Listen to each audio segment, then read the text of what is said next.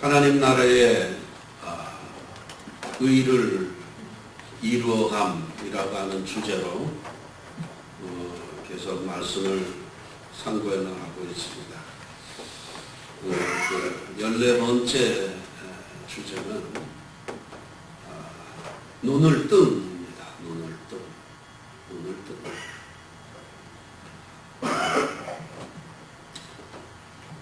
한국 속담에 이제 옛날에는 이제 별로 이 의식이 없이 그 표현하던 것 중에 우리 속담에 이렇게 얘기를 했었는데, 제가 오늘 아침에 곰곰이 생각을 해보니까 우리 속담회라고 표현하기에는 정체성에 조금 다른 사람들이 있을 것 같다는 생각이 들어요. 그래서 좀 객관적으로 얘기를 해야 될 것 같아서 한국 속담에 이렇게 표현을 한국 속담에 속담이 아니죠. 우리끼리 옛날에 하던 얘기예요. 서울 가본 사람하고 안 가본 사람하고 싸우면 누가 이길까? 누가 이기겠습니까? 우리가 이제 결론을 내린 건 안 가본 사람이 이긴다. 근데 안 가본 사람이 이기는 게 아니고 목청 큰 사람이 이기게 되어 있습니다. 서로 확인이 안 되는 일에 관해서는 끝까지 우기는 사람이 이기게 되어 있다라고 하는 거죠. 이 우리의 삶의 양태가 이렇게 어떤 변화되는 동기, 그것은 무엇일까? 이렇게 또 정리를 해본다면 이럴 겁니다. 사람은 자기가 본 만큼 행함이 뒤따르게 된다. 본 만큼 행함이 뒤따른다. 본 만큼 변하게 되어 있는데요. 이것이 들어서 아는 지식보다 실제로 경험하고 보아서 얻는 그 지식이 그 사람의 행동을 변화시키는데 더 강력하게 역사할 수 있다라고 하는 거예요. 더 강력한 힘을 발휘한다라고 하는 겁니다. 들어서 아는 지식보다는 보아서 아는 지식이 더 힘이 있다라고 하는 것이죠. 그래서 여기 이 눈을 뜬다는 것은 굉장히 중요합니다. 특별히 신앙생활을 해가는 데 있어서 어떤 신앙의 세계를 바라볼 수 있는 눈을 뜬다라는 것은 굉장히 중요하고, 그 신앙의 세계를 본 만큼 오늘 우리의 삶은 변화할 수밖에 없다라고 하는 겁니다. 보고 경험했는데 이것이 변하지 않겠습니까? 막연히 책이나 이런 지식으로 들어서 아는 것이 아니라 내가 실제로 겪으면서 본 것은 우리의 삶을 변화시키는데 강력한 동기부여가 된다라고 하는 것이죠. 그래서 이 신앙생활에서 눈을 뜬다라고 하는 이 단계에 들어가게 되면 이런 표현을 해볼 수가 있어요. 신앙생활을 하는 맛을 알게 된다. 맛을 알게 된다. 우리 눈을 뜬다는 표현은 많이 하죠. 저 사람은 축구 선수들 같은 경우, 저 사람은 축구에 눈을 떴어. 또 어떤 음악을 하는 사람들 같으면 저 사람은 음이 무엇인지 그것에 대해서 눈을 떴어. 이런 표현들을 합니다. 득음을 했다든지, 어떤 것은 어떤 사물에 대해서 눈을 떴다라고 하는 것은 그 눈을 떴다라는 전과 눈을 뜬 후에 내용은 이런 거죠. 눈을 뜨기 전에는 그저 누구에겐가 그저 이끌려서 이렇게 어떤 일을 한다 그러면, 이 눈을 떴다라고 하는 것은 그 다음부터 것이에요. 거기에 대해서 맛을 스스로 깨닫고 그래서 이제 이끌려서 하던 그것이 아니라 그 맛에 자기가 심취해서 그것을 깨닫고 그래서 이제 그 스스로 맛을 만들어내는 단계로 간다라고 하는 겁니다. 이거 되게 제가 어렵게 얘기를 표현하나요? 음식도 그렇지. 레시피대로 이렇게 합니다. 아지노모토는 2g을 넣는다. 고춧가루는 3g을 넣고 야채는 모른다. 이런 레시피대로 하는 그렇게 음식을 해도 음식 기본적으로 맛이 있어요. 그러나 이제 어느 순간 이제 그 음식이라고 하는 것도 각 개개인마다 다 똑같은 음식이라도 만드는 사람에 따라서 음식의 맛이 달라진다라고 하는 것을 어느 순간 깨닫게 되는 거예요. 그 깨달을 때 그치? 스스로 그 다음에 맛을 내기 시작한다라고 하는 거예요. 그 음식을 해보지 않은 사람들은 잘 모를 거예요. 이 사람들이 그 라면을 끓일 때도 뒤에 있는 저거 보고 끓인다니까 끓는 물에 라면을 몇 분 삶아가지고 이것을 스프를 넣고 거기에 파와 또 달걀을 집어넣으면 맛이 훨씬 더 좋습니다. 이것 가지고 라면을 끓입니다. 근데 라면을 한 20, 30년 먹어보고 끓여보고 하면은요, 이 라면 끓이는 것도 진짜 노하우가 있고, 진짜 라면을 잘 끓이는 사람이 음식 솜씨가 좋다는 것을 알게 될 겁니다. 달라요.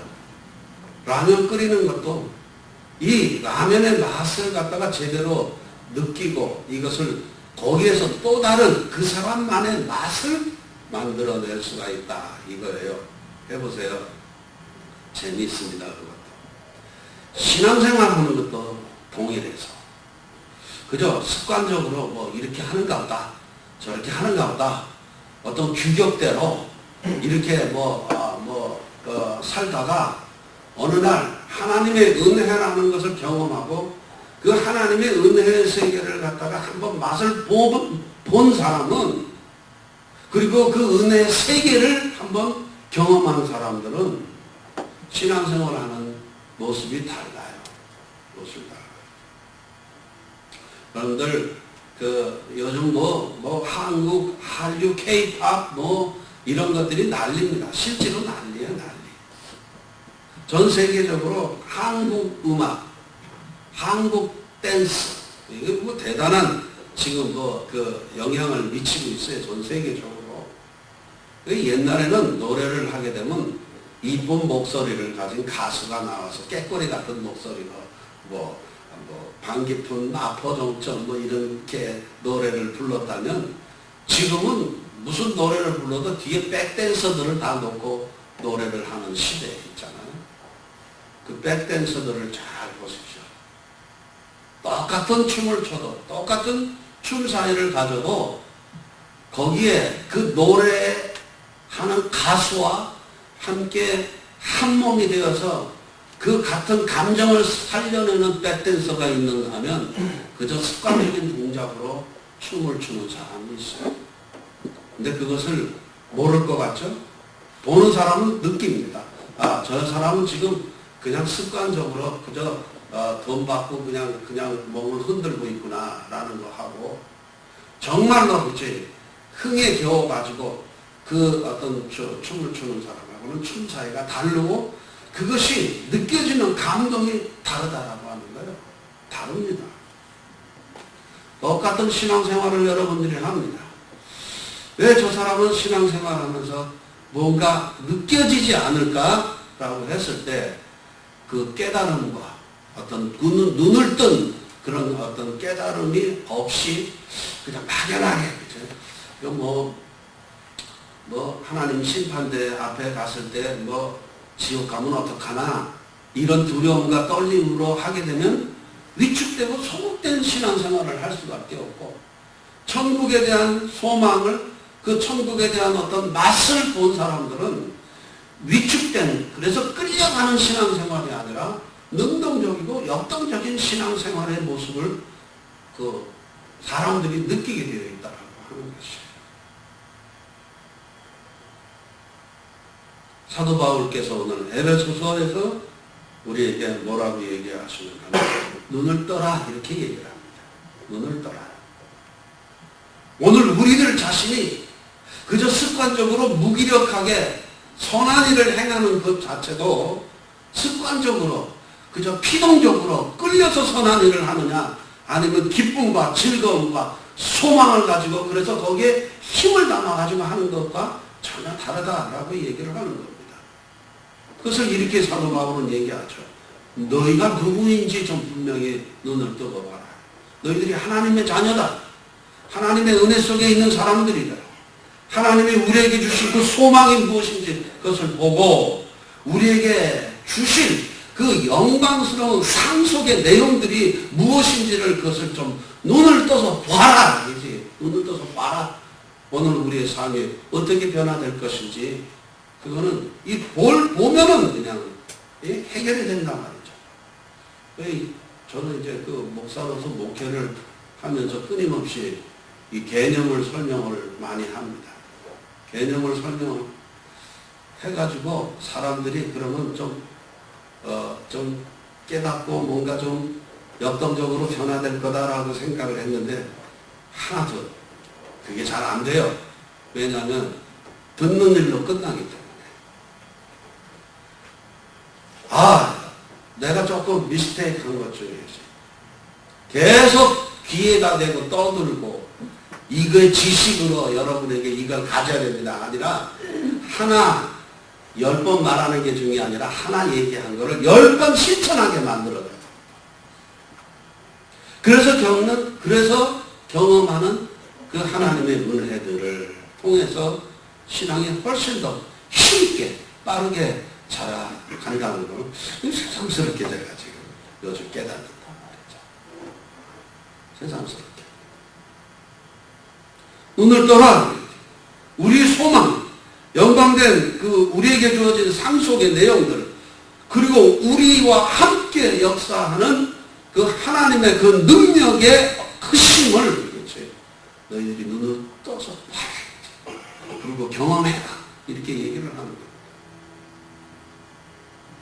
제가 요즘 신방을 하고 있습니다. 신방을 한 첫 집에서 제가 그런 얘기를 했어요.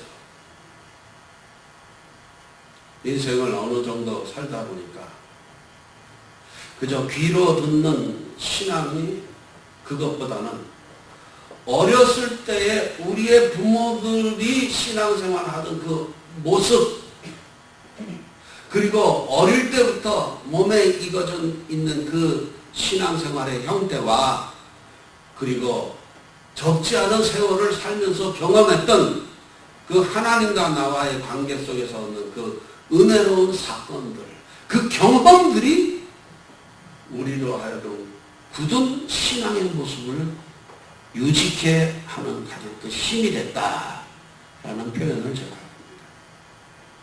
사실입니다. 지식이 아니었어요. 지식이 아니라 무섭도록 훈련된 그 신앙의 그 습관들이, 그리고 그 일을 무의식적으로 행하면서 이럴 때 하나님께서 이렇게 역사하시는구나, 이럴 때 하나님께서 이런 은혜를 주시는구나 라고 하는 그 경험들이 쌓여져서 오늘날 우리들이 신앙생활을 한다. 3대째부터 나는 예수를 믿어. 이런 얘기가 별로 의미 없는 얘기인 것처럼 보이시지만 3대를 거쳐서 4대를 거쳐서 내려오는 이 신앙의 계보들은 무서운 겁니다. 흔들리지 않는 신앙, 그 사람들을 붙들어줄 수 있는 아주 큰 힘이다라고 하는 겁니다. 마음의 눈을 떠야 됩니다. 근데 여기서 중요한 건 이 마음의 눈을 뜨는데 이 균형 잡힌 시각이 필요하다. 균형 잡힌 시각. 이 균형 잡힌 시각, 이거를 제가 표현하는 이 표현 때문에 사실 한 주간 내내 고민을 했어요. 이것이 과연 어떤 표현이 가장 정확하게 이 내용을 표현하는 것일까? 그래서 제가 한 문장을 만들었어요. 보이는 현실 속에서 보이지 않는 소망을 추구한다. 해놓고 나니까 또 머리가 좀 찌찌해요. 어쨌든 그러지. 보이는 현실 속에서 보이지 않는 소망을 추구한다. 이것을 왜 균형 잡힌 시각이라고 내가 지금 얘기를 하나 하면요. 이런 거죠. 마태복음 17장에 보면 예수님과 예수님의 세 제자가 변화산에 올라가서 예수님이 변화되신 모습을 경험을 하는 그런 장면이 나옵니다. 변화산은 예수님께서 변화됐다. 그 변화된 산이에요. 근데 이제 예수님과 세 제자들이 이렇게 산에 올라갔는데 제자들이 잠이 들어서 꿀꿀 잠이 들었다가 눈을 탁 떠보니까 아니 거기에 예수님께서 아주 그냥 광채가 나고 그냥 막 아주 현란한 모습으로 탁 변화됐는데 문제는 예수님 옆에 한쪽에는 모세가 딱 서 있고 한쪽에는 엘리야가 딱 서 있는 거예요. 이 엘리야와 모세라고 하면은 이 유대인들에게 있어서는 최고의 그 민족적인 그 영웅으로서 의미가 있는 사람이란 말이죠. 근데 그 모세와 엘리야가 양쪽에 서서 예수님을 갖다가 시립하고 있는 거예요. 그 시립이란 말이 좀 맞나 모르겠지만 양쪽에서 이렇게 모시고 있는 거예요. 얼마나 근데 예수님이 대단한 모습으로 변화됐냐 말이에요. 그러니까 그 모습을 본 베드로가 이렇게 얘기를 합니다. 야, 이 대단한 이 영광된 자리에 내가 참석해서 이 영광된 주님의 모습을 봤습니다. 해가지고 한 말이 뭐냐면 내가 초막을 셋을 짓겠습니다. 하나는 예수님을 위해서, 하나는 엘리야를 위해서, 하나는 모세를 위해서 초막 셋을 짓겠습니다. 이렇게 얘기를 합니다. 그런데 우리가 여기서 왜 초막을 짓겠다라고 베드로가 얘기를 했을까 하면은요, 이 초막이라는 단어는 이스라엘에게 있어서는 권력의 중심에 선다라는 뜻이 있어요. 이스라엘 민족들이 지키는 절기 중에 하나가 초막절이라고 하는 절기가 있습니다. 이 초막절은 이스라엘 백성들이 애굽에서 400년 동안 종로로 타다가 해방이 되어서 광야 생활을 통해서 가나안 땅으로 들어가는 그 과정을 기념하는 절기예요. 그 광야 생활 40년 동안 그렇죠? 하나님의 은혜로 우리가 노예된 자리에서 자유를 얻어서 해방됐고, 그래서 새로운 민족을 이루고 새로운 국가를 이루고 라고 하는 그 출발점에 있었던 것을 기억하는 절기가 바로 이 초막절입니다. 그래서 초막절을 짓겠다, 초막을 짓겠다라고 하는 이 말에는 당시 이스라엘 백성들이 처해 있었던 그 상황, 정치적인 상황, 그러니까 이스라엘, 그러니까 유대 땅을 다스리고 있었던 헤롯 왕도 다른 민족이에요. 에돔 사람이에요. 에돔 사람이 와서 왕으로 임명받아가지고 와가지고 다스리던 그때, 로마의 식민지로서 있었던 그때에 이 초막을 짓는다라고 하는 것은, 또 초막절을 지킨다라고 하는 것은 또 다른 독립된 나라, 그들이 원하는 하나님의 나라를 추구하는 그런 의미가 이 초막이라고 하는 단어에 담겨져 있는 거다. 초막셋을 짓겠다는 거죠. 그 초막셋을 짓겠다라고 하는 것이 뭐 예수님과 엘리야와 모세를 위해서 초막을 짓겠다라는 의미도 있지만, 당신들이 가지고 있는 그 영광과 그 권력의 중심에 나도 서 있고 싶습니다라고 하는 그 표현이 바로 베드로가 초막을 짓겠다라고 하는 표현을 하고 있는, 담겨져 있는 내용이다라고 하는 겁니다. 권력의 중심에 나도 서고 싶습니다. 이제 예수께서 새로 이루실 그 나라의 그 권력의 중심에 내가 서 있고 싶습니다. 라는 그 얘기입니다. 그런데 갑자기 싹 영광된 상황, 변화된 모습 속에서 갑자기 구름이 끼고 소리가 들려야 돼. 너희들은 예수의 말을 들어라. 이런 음성이 들리고 갑자기 눈을 딱 떠보니까, 그치? 그 변화됐던 예수님의 모습은 없어지고, 엘리야도 없어지고, 또 모세도 없어지고, 그런 상황에서 그 예수의 말을 들으라고 음성을 들었는데 예수님께서 뭐라고 얘기를 하시는 거 아니에요? 자기가 어떻게 고난을 받아야 될 것인가를 얘기를 하셨다. 완전히 초막셋을 짓겠다라고 하는 이 베드로의 그 소원, 바램하고는 아무 상관없이 고난받을 예수를 얘기한다. 그리고 예수와 그 제자들이 함께 그 산에서 내려온 그 상황은 뭐예요? 거기에는 각종 질병 들린 사람들 속으로 예수는 들어가고 계시다.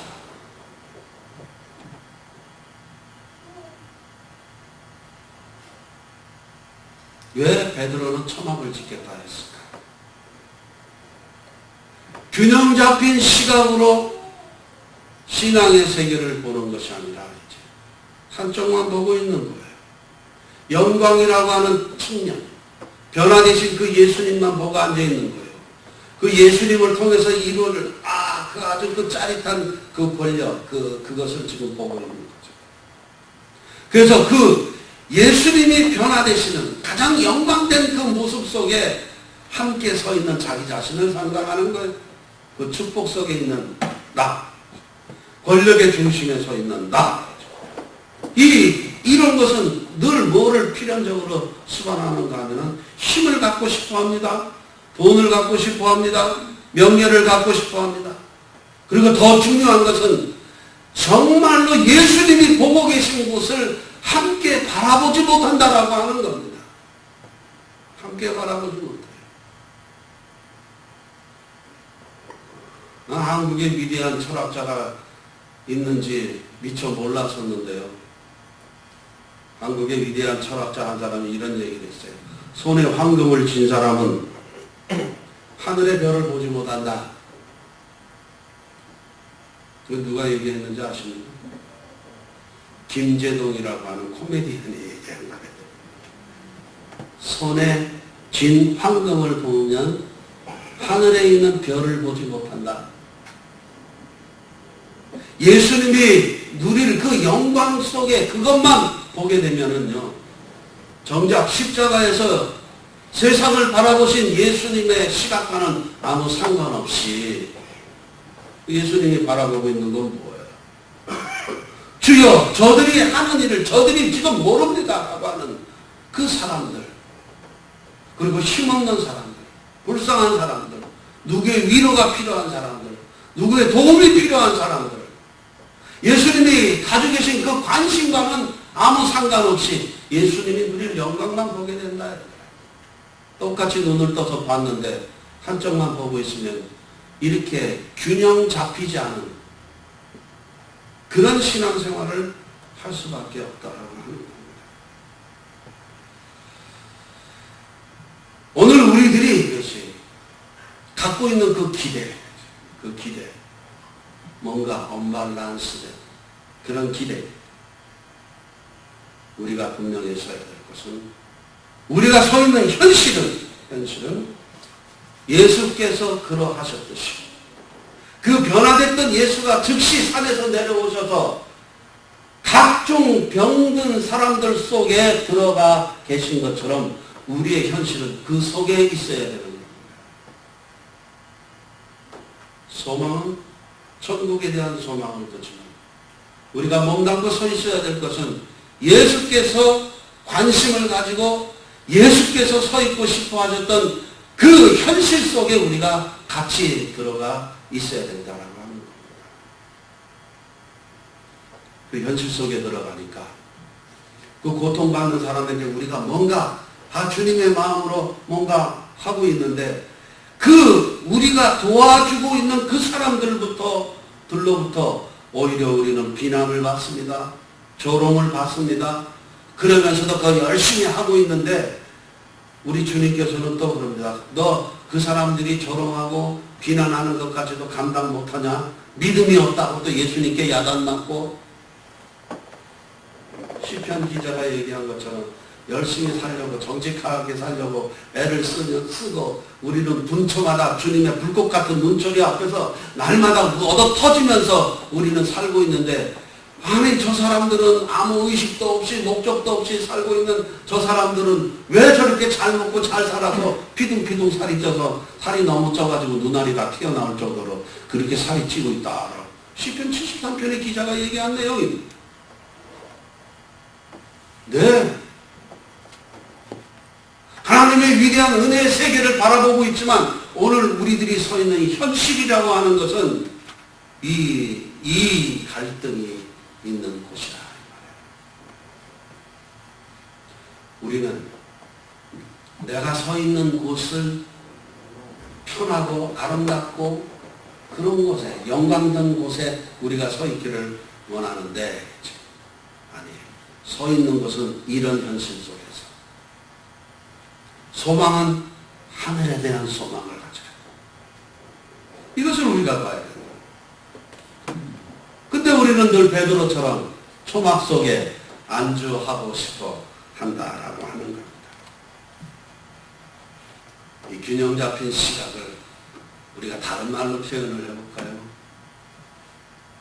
예수님 한 분만으로 만족하면서 사는 거예요. 예수님 한 분만으로. 세상 거 다 없어도 내 안에 이 질그릇 같은 내 안에 가장 보배로운 예수 그분 한 분만 있어도 내가 이제 만족하면서 살 수 있다라고 하는 그 고백을 해야 되는 거예요. 고백. 사탄은 우리로 하여금 이런 것들을 보지 못하도록 끝없이 해방을 한다라고 했어요. 골로새서 2장 8절에서 10절을 보니까 바울이 이렇게 합니다. 세상의 헛된 철학과 헛된 속임수로 그리고 세상의 가장 유치한 원리가 뭡니까? 잘 먹고 잘 사자. 이거 하나만 갖고 사는 것을 유치한 원리라고 얘기를 해요. 그 유치한 원리로 오늘 하나님의 자녀된 우리들이 하나님의 뜻을 따라 살지 못하도록 끊임없이 해방을 한다라고 그렇게 얘기를 합니다. 그래서 우리로 하여금 우리의 그 열심 있는 신앙이 어디로 가느냐 하면은 개인주의 신앙, 기복주의 신앙으로 가게 만들어서 그러다 보니까 그죠? 정말로 봐야 될 것을 균형 잡힌 시각으로 보지 못하기 때문에 마땅히 들어야 될 주님의 음성을 듣지 못하게 된다.